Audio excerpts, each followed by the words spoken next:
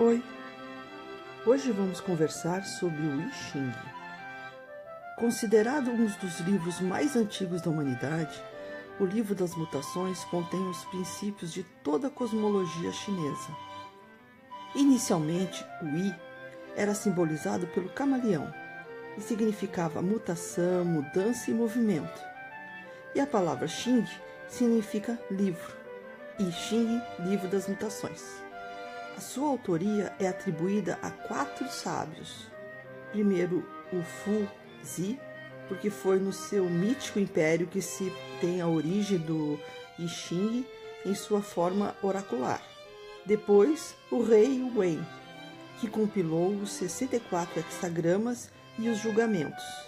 Depois dele, o seu filho, o Duque de Zhou, que compilou os textos relativos às linhas e a quem se atribui o nome Xing, porque antes era conhecido apenas como I.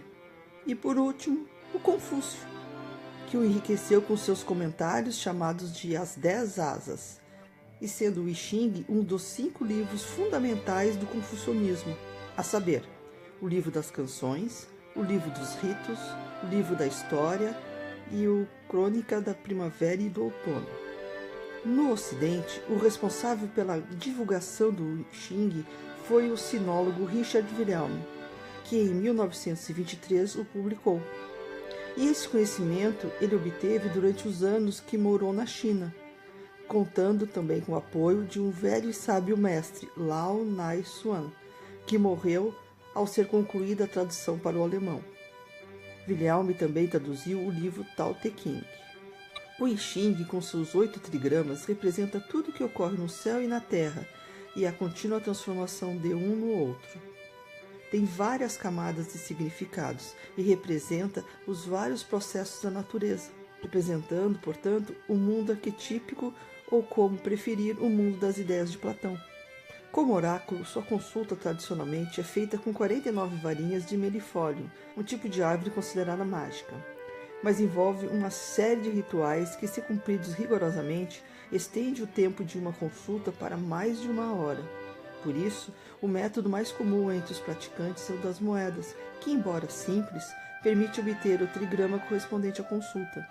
Dizem que o oráculo nunca falha. O que falha é o consultante, e por isso o oráculo precisa de um ritual para focar a atenção da pessoa na consulta. Um dos preceitos fundamentais do I Ching é o seguinte: para pessoas superiores, o I Ching dá conselhos.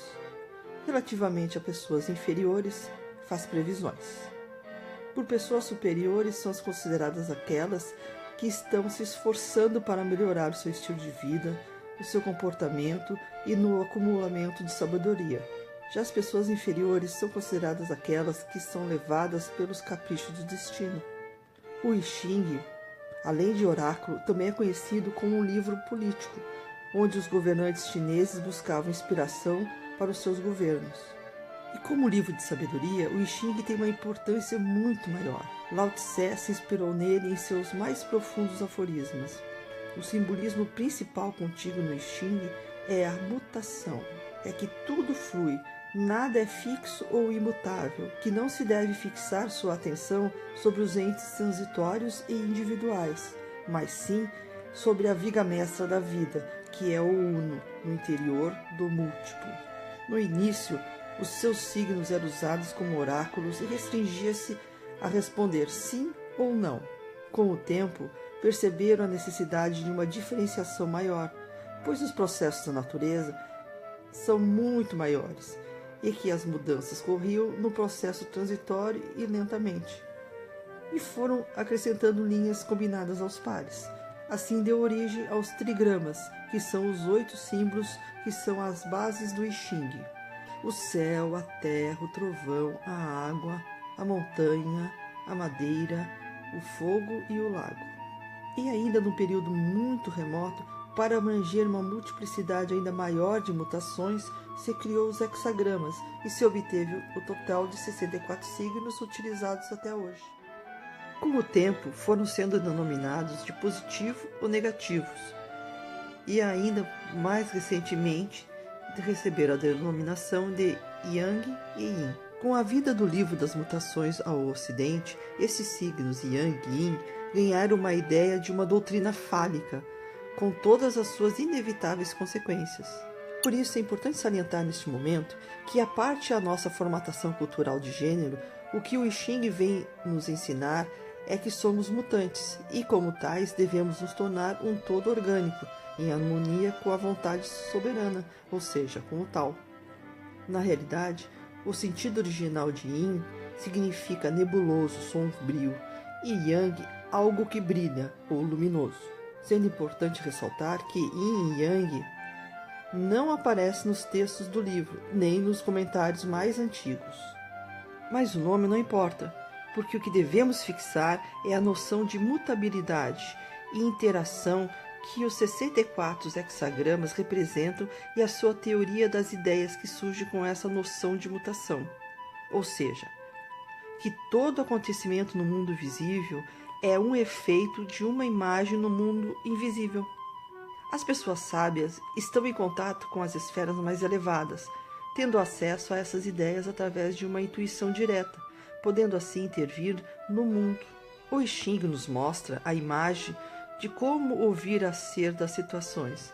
Desta forma, podemos prever o futuro como também compreender o passado, além de nos adaptarmos ao curso da natureza. Por isso, ao reconhecer as probabilidades do futuro, a pessoa poderia aderir a uma delas para torná-la realidade, produzindo a sincronicidade com as forças cósmicas para haver a transformação. Outro elemento importante são os julgamentos que indicam se uma ação terá boa fortuna ou infortúnios, remorso ou humilhação. Assim, nós podemos desistir de uma ação que nos trará prejuízo a longo prazo. Os julgamentos nos trazem o mais rico tesouro da sabedoria chinesa. Agora, vou dar uma breve noção de como se monta um hexagrama. Primeiro, você precisa de 3 moedas iguais. Antigamente na China, as moedas eram redondas e tinham um buraco quadrado no meio, mas não é necessário uma dessas, basta que sejam iguais. Para o lado da moeda que você for chamar de cara, você deve atribuir a ela o valor 3. Para o outro lado, você chamará de coroa e atribuirá o valor 2. Quando você lança as 3 moedas ao mesmo tempo, a soma total das 3 só poderá dar 9, 8, 7 ou 6. Desta forma, quando der 9, será o Yin movediço, o 8 será o Yin, o 7 será o Yang, o 6 será o Yang movediço. Daí é só lançar as moedas por 6 vezes e ir montando o hexagrama de baixo para cima. Quando o hexagrama estiver pronto, vá até a tabela de hexagrama e consulte qual é o número atribuído ao seu hexagrama. Depois é só ir até o livro e verificar o que o I Ching tem a te dizer.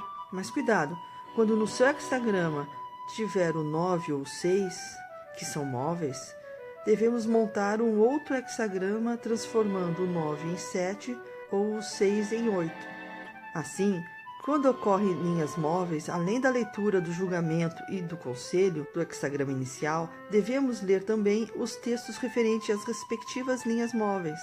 E daí a seguir, complementamos com a leitura do julgamento e do conselho do hexagrama final. Deste último hexagrama, por se tratar da conclusão e não haver mais linhas móveis envolvidas, não precisamos ler os textos referentes às linhas. Bem, fico por aqui nesta breve apresentação do livro das mutações. Espero que tenham gostado e, para finalizar, aproveito para parafrasear Jung. Para alguns, o I Ching parecerá claro como o dia, para outros sombrio como o crepúsculo, e para outros ainda obscuro como a noite. Aquele que não aprecie não precisa usá-lo, e aquele que é contra não é obrigado a considerá-lo verdadeiro. Que o deixem seguir para o mundo em benefício daqueles que sejam capazes de discernir seu significado. Boa sorte.